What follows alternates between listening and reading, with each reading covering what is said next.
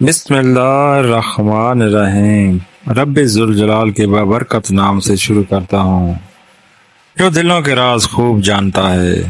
طریق رات کا آدھا حصہ گزر چکا تھا اور دن بھر کے تھکے مند مجاہدین سرزمین کابل کے میدانوں میں میٹھی میٹھی نیند کی مزے لوٹ رہے تھے۔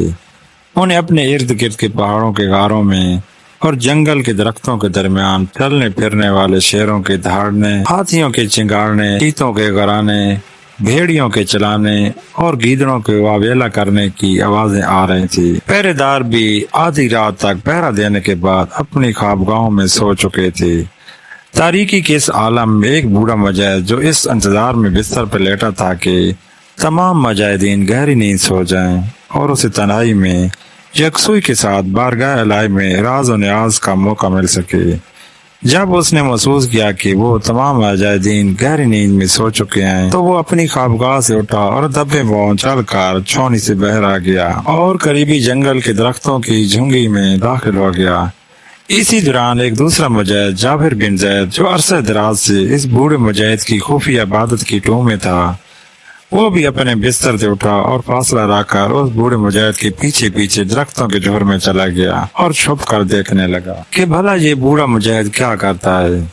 بوڑھے مجاہد نے پہلے تو بڑے اطمینان سے وضو کیا اور پھر درختوں کے درمیان کپڑا بچھا کر نماز تہجد شروع کر دی اور بڑی رکعت اویس آواز سے قرآن پڑھنا شروع کر دیا۔ جہاں کہیں جنت کا ذکر ہوتا وہاں اللہ پاک سے جنت کا سوال کرتا، اور جہاں کہیں دوزخ اور اس کے عذابوں کا ذکر ہوتا وہاں گڑ گڑا کر اللہ پاک کی پناہ مانگتا۔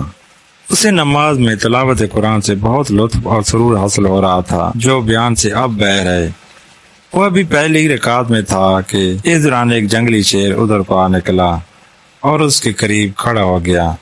جعفر بن زید کی نظر اس شیر پر پڑی تو مارے خوف کے لرزنے لگا اور جھٹ پٹ میں قریبی درخت پر چڑھ گیا اور خدشہ محسوس کرنے لگا کہ یہ ابھی اسے پاڑ کر کھا جائے گا، لیکن بوڑھا مجاہد خوفزدہ نہ ہوا اور بدستور قرآن پڑھتا رہا۔ ایک دفعہ اس نے معمولی سی نظر ڈال کر شیر کو یوں دیکھا گویا وہ کوئی جنگلی چوہا ہو اور اسے ذرا برابر بھی خاطر میں نہ لایا۔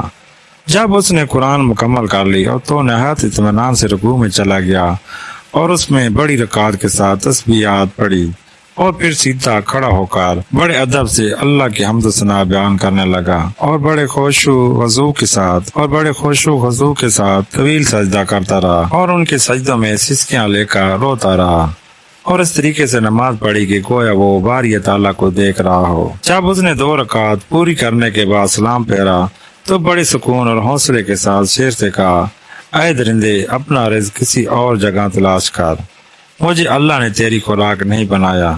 جب شیر نے یہ جواب سنا تو گرجدار آواز سے دہاڑنے لگا اور اس کی آواز اس قدر خوفناک تھی کہ گویا پہاڑ پھاڑ دے۔ تاہم بوڑھے مجاہد نے متعلقہ پروانہ کی اور دوبارہ نماز میں مشغول ہو گیا اور پرسود اور دھیمی آواز سے قرآن پڑھنے لگا۔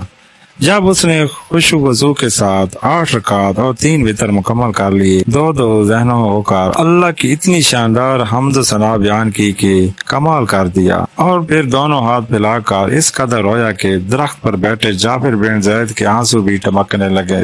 آخر میں اس نے اپنی طویل دعا اس التجا پر ختم کی، اے اللہ تو مجھے دوزخ کی آگ سے بچا لے اور پھر میرے جیسا سیاہ کار تجھ سے جنت کا سوال کرے تو یہ چھوٹا منہ بڑی بات کے مترادف ہے۔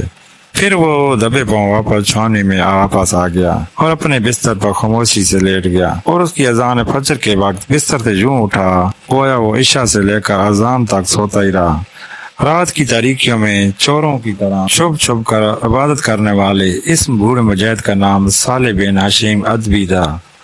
130 سال کی عمر پانے والے اس مجاہد کو بچپن ہی سے عبادت ریاضت کا شوق تھا، لیکن یہ اپنے نماز روزے پر قانون نہ تھا۔ اس سے اللہ کی راہ میں شہادت نصیب ہو اسی عرض میں بڑے بڑے معرکوں میں حصہ لیتا رہا اور نامور سپہ سالاروں اور سرموں کو ان کی اوقات یاد کروا دیتا۔ اس کی اسی اخلاص کی برکت تھی کہ لوگ اسے والہانہ انداز میں اس کا احترام کرتے اور اس کے آگے بچ جاتے اور انسان تو انسان درندے بھی ان کا لحاظ کرتے۔ جعفر بن زید رحمۃ اللہ علیہ جو عرصہ دراز سے لوگوں کے دلوں میں اس کی محبت الفت کی بہت کی تلاش میں تھے، وہ جان گئے اس بوڑھے مجاہد کا یہی خفیہ عمل ہے جو اللہ پاک کو پسند آ گیا اور اس نے اس سے جن و انس ملائکہ کرم کا محبوب بنا دیا۔ سچ کہتے ہیں کہ راتوں کو جا کر اللہ پاک کی عبادت کرنے والے اللہ کو بے پناہ پسند ہوتے ہیں۔ رات کی عبادت کا اپنا ہی مزہ ہے، رات کی عبادت کو اپنے ہی لذت ہے، رات کی عبادت کی اپنی ہی لذت۔ اگر یہ یقین نہیں آتا تو کبھی رات کی عبادت کر کے دیکھ لے۔ کہتے ہیں کہ یوں محسوس ہوتا ہے جیسے اللہ پاک براہ راست آپ کی آواز سن رہا ہے، اللہ پاک براہ راست آپ سے مخاطب ہے۔